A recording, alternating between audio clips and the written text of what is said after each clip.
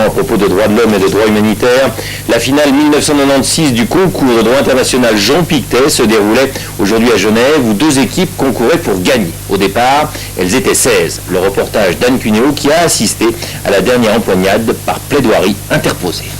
C'est la 8e fois que le concours Pictet a lieu, entre autres sous l'égide de l'Institut de hautes études internationales, dans un but bien précis.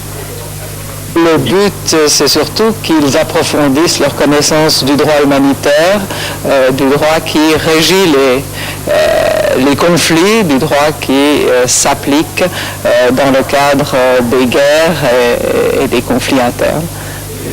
Et on peut dire que ceux qui arrivent en finale du concours Pictet ont creusé le droit international à fond.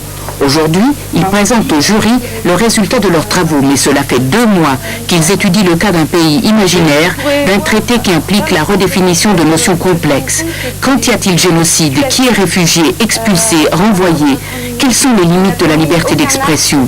Le pays est imaginaire, mais les problèmes, eux, sont bien réels.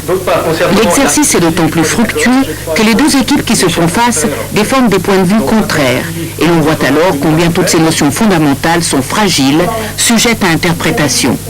Dans le cas présent, on a d'un côté les conseillers juridiques de l'opposition du pays imaginaire, qui crient à la violation des droits démocratiques. Ils sont représentés par des étudiants suisses. De l'autre, les conseillers juridiques de la majorité. Ce sont des étudiants de l'Université du Québec. Ce sont eux qui ont gagné la finale d'aujourd'hui.